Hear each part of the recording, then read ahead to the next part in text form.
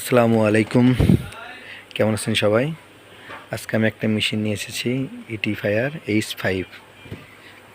এটা মেবি এখন আর বাজারে পাওয়া যায় না। আগের মার্কেটে অনেক ভালো একটা মেশিন ছিল, প্রাইসও ছিল অনেক হাই। সো এই মেশিনের জোড়ার একটু সমস্যা আছে।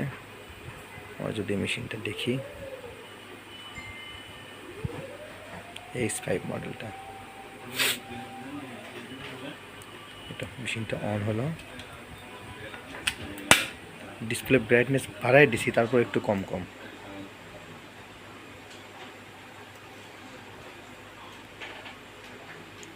এই তো, হ্যাঁ, মাশাআল্লাহ অনেক সুন্দর জয়েন হচ্ছে।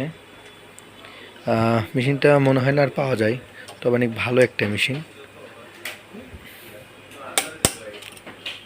ও মাই গড, হিটিংয়ের অবস্থা খুবই খারাপ। আসলে সব মেশিন 2-3 বছর চলার পরে হিটার একটু নষ্ট হবে বা হিটারের কয়েলগুলো পুড়ে যায়। তো আসলে 2-3 বছর পরে একটু মেশিনে একটু ইনভেস্ট করতেই হয়, করাই লাগবে, এটাই স্বাভাবিক। তো যতগুলো সমস্যা ছিল অলরেডি সলভ, আর আমি এগুলো ঠিকঠাক করে দেবো ইনশাল্লাহ।